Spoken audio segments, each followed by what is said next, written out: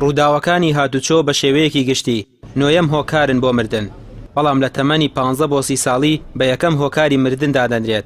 بەپەی راپۆرتێک ساڵانە لە هەموو جیهاندا 1,255,000 کەس بە ڕووداوی هاتوچۆ گیان لە دەست دەدەن. ڕێکخراوی ترافیک لە ڕۆژی جیهانی قوربانیانی هاتوچۆ لە سلێمانی دەڵێت ڕووداوەکانی هاتوچۆ لە هەرێمی کوردستان بەرز بۆتەوە. هۆکارەکەشی بۆ لایەنی دەرونی هاوڵاتیان و ڕێگەوبانەکان و بەکارهێنانی موبایل دەگەڕێتەوە لە کاتی شۆفێریدا.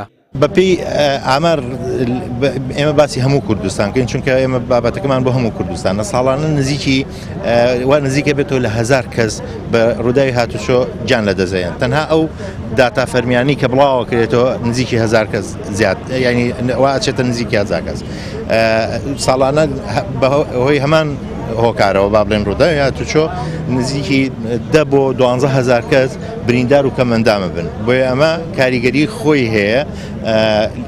ڕووداوی هاتوچۆ لە کوردستانە یەکەمین هۆکاری مردنە لە سەرجەم جیهانە کە حساب بکرێن نۆهەمین هۆکارە. 20 تشرینی دووەمی هەموو ساڵێک وەکو ڕۆژی جیهانی قوربانیانی هاتوچۆ دیاری کراوە. لە سلێمانیش بۆ ڕێزگرتن لە قوربانیانی هاتوچۆ 100 مۆمیان لە بەردەم باخی گشتی داگیرسان. شارەزایەکی بواری دڵنیایی هاتوچۆش دەڵێت تا ئێستا لە هەرێمی کوردستان یاسایەک نییە بۆ برینداران و قوربانیانی هاتوچۆ ئەوانەی بەهۆی ڕووداوەکانی هاتوچۆوە کەم ئەندام دەبن. سەرڕای ئەوەی لە ساڵی 2009 پرۆژەیەک دراوە بە پەرلەمان، بەڵام قسەی لەسەر نەکراوە.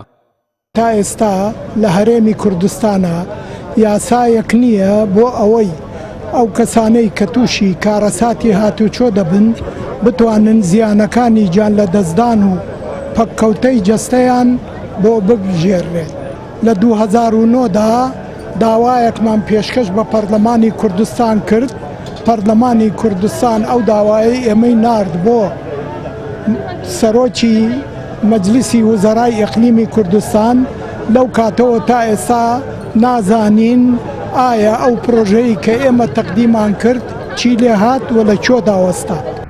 بەڕێوەبەراتی هاتوچۆی سەر بە وەزارەتی ناوخۆ لە ڕاگەیەندراوێکدا بڵاوی کردوتەوە. لە ماوەی 2 ساڵی ڕابردوو 19,000 قوربانی هاتوچۆ تۆمار کراوە. هەروەها باز لەوەش کراوە لە هەرێمی کوردستان تا ئێستا یەکەم هۆکاری مردن ڕووداوەکانی هاتوچۆیە. ڕامی عوسمان، کەناڵی ئاسمانی پێام، سلێمانی.